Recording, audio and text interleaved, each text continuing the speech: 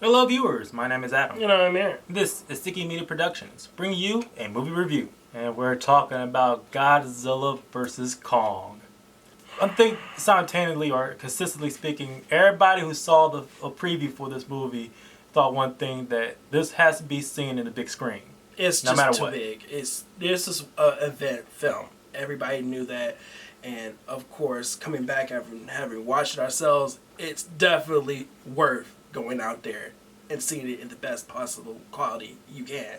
But we are in a pandemic right now. Yeah, so watch respectfully and accordingly. Stay safe out there, no matter how bad it might be.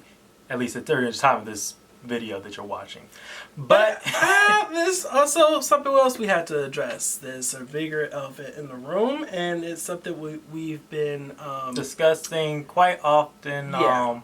At least in some of the reviews that we made in our past videos. It's become a little glaringly obvious that there is a bit of a Western bias when it comes to movies like this, specifically kaiju films, or a bias that comes from different particular kinds of genre filmed movies. Mm-hmm. And of course, everybody's going to have their particular taste. There's nothing wrong about that. But there is something, there is a problem and an issue that arises when that particular bias conflicts with a critical mindset when you're actually critiquing a film. Yes. Especially if you're doing it in a professional manner, as in this is a livelihood. We don't do this professionally ourselves, but we do it, one, because we like talking about movies in general. Yeah, this is we're on this YouTube because we feel as though we want to express our viewpoints, our opinions. It's a free market out there anyway. But this franchise in particular, or in genre in particular, because the Western audience, at least, and to a more mainstream sense, it looks like they'll never get the appeal to kaiju films. And from the looks of the previous movie in the MonsterVerse, Godzilla King of the Monsters, you'll see there is a huge overlap, it's not even split down the middle of how people feel though. Like there's a clear difference on the perspective of audience and then also critics. But even then, some of the audiences themselves, they especially if we're talking most likely for Western people, that they only view kaiju films in a very narrow sense. They don't take them as seriously or at least respectfully as other fantasy or fictional genres as they do other things. Everybody can go out here and have their opinions on whether you're Team DC, Team Marvel, but God forbid you throw giant creatures in the mix and now all of a sudden you've stepped over the line and the boundaries. That's going too far. Well, why? Why is that the case? I don't get it. Onward with the review for Godzilla vs. Kong. We're coming off from King of the Monsters. That was supposed to be one of the most pinnacle moments. It's a pinnacle chapter of the MonsterVerse, which actually felt almost like a conclusion to the genre itself in that particular storyline. But actually falling in and seeing how well it didn't necessarily work out, they decided to go ahead and and charge on through for what was supposed to be perceived to be the actual conclusion or the climax of the series, which was Godzilla vs. Kong. And this is very much so a film that I would say is like a better crossover than most crossover films. Oh yeah, this does such a tremendous job actually complementing both aspects of the characters in this film. Like they do great service towards Godzilla and tremendous service towards Kong. Neither particular kaiju in this film feels as though they were really particularly shortchanged, and then they actually get enough screen time, and you actually get enough of a feel of who they are and what they're about. Yeah, for plot wise, there's very much a film that combines the aspects of what you expect from a Kong movie, but usually the adventure, human element type thing, story, with a Godzilla versus film that one will expect from the classic Toho outing. When Godzilla and Kong are on the screen, you're in for a ride. I'll say it's very lean as far as in terms of the plot. Some people criticize the fact that because this film does a great deal of world building. Yeah. That's even much more to the degree of even King of the Monsters was. Yeah, because it mostly it caters it, or it's basically harkening on to mostly on the films that preceded it specifically. So if you did not follow what was going on in the earlier monster film movies, it's not to say that you would get lost with, going into this one, because it doesn't necessarily finds itself as needing a full-on dense plot, but there are aspects that were teased or talked about in the preceding films that are addressed here. Yes. Characters. So this is also going to verify your appeal of the film, and when we talk about to a degree of how the fact that mainstream audiences or genre fans how they'll like this film. You're usually going down the same road. This is a giant monsters film. We only care about the monsters.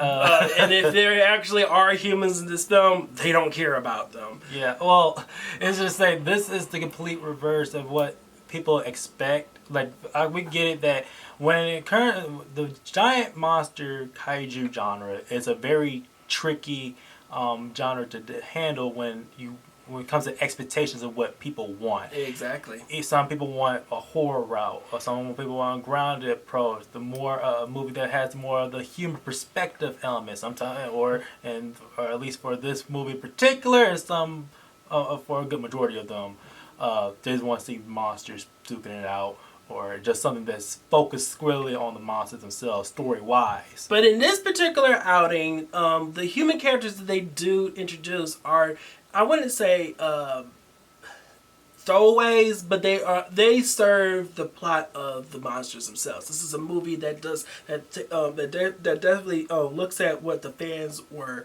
or at least those individuals who were following this series were talking about earlier, as in they didn't want to necessarily be too drugged out by what was going on with the human lives. Those humans in this turn are only focused on what's going on in the monsters' lives. Yeah, there is. At least from the way that the script is constructed and how the human serves, I'm pretty sure there's a good 20 minutes of footage that was cut away. Oh yeah. To better help or at least develop whatever human interaction that could have beefed up people's setup. But here's the thing. Because we're talking about since the movie does have a greater deal, even more so than the past MonsterVerse outing, the real stars of the show, which are technically the real main characters, are Godzilla and Kong. This is actually probably one of the better, or at least one of the most in-your-face dramatic movies that actually showcase the real ideologies behind these two icons. You really have a good sense on what is going in, or at least why, or what's driving Godzilla to fight, and it was basically driving Kong to fight. You don't need to have verbal communication of how they're their motivations or their personalities.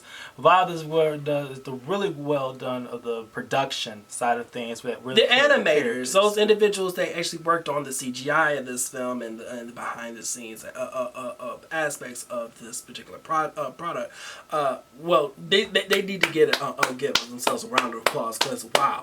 Yes, but even more so, like each movie, they have to step up their game as far as how to better present these titans of characters, from the facial expressions to the animations of how they move. You really do feel the weight of their characters here. And that is an understatement. They throw down. Yes. You feel every blow, every movement, every gnawing, slash, and bite, throw. Wow. You're here to see a show that they presented. I'll say that from the mismarketing from the very first Godzilla movie, they decided this one particular for Godzilla vs. Kong, what you're expecting is what you're going to get.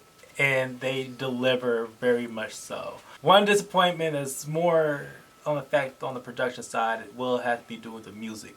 Yeah, in this particular variation, Barry McCurry didn't come back from King of the Monsters. Instead, they brought in Junkie XL. Every MonsterVerse film has a different composer. Exactly, and this, I mean, don't get it wrong. Junkie XL did well for what he was given, but at the end of the day, it just pales in comparison what was done in the previous movie. Yes, he brings a lot of electronic-based sounds to the films that better suits a surprise later that you'll expect when you see the film. But person enough for these monsters or the world that they presented that's very earthbound, you'll expect at least, and it should have been even expressed, something that's more natural. Like like I'd rather prefer a score that you actually hear the instruments instead of something that's overlaid or over modulated. Exactly, and that even though every film has a film director, they are able to express a different style and what makes them unique as their own individual person. In this case, Adam Wingard. Yeah. But they are still, because they had a very solid writer's room, they were able to help make it as though that is a natural continuation of the franchise. It doesn't feel as though it's literally out there on the side and doesn't mesh well with the rest of the films in the series. No, each film does somewhat flow well into the next, and this is just a really good part that fits into that puzzle. Like, from your opinion on the film, will depends on how well you like these kaiju films, or how much you like the MonsterVerse in general. Exactly. And from that point, from at least based on our opinion, I'll say that Godzilla vs. Kong is a good film. And to be honest with you, for me, as far as I'm concerned, I find it to be a great film for what it was. I think Adam Wingard definitely did his job for whatever it's worth. I feel as though that like this movie could have been obviously better if the human interaction was handled a lot better. But there you have it. That was our review for Godzilla vs. Kong. Guys, if you liked it, please like, share, and subscribe. We want to hear what you guys think. Basically, did you go out and watch Godzilla vs. Kong? Are you planning to go watch this? Let us know. And also, give us your feedback. How do you feel about the current state of criticism on films today? Please comment below. Please hit that little bell down there for notifications for more content. I'm Aaron. I'm Adam. See you guys later.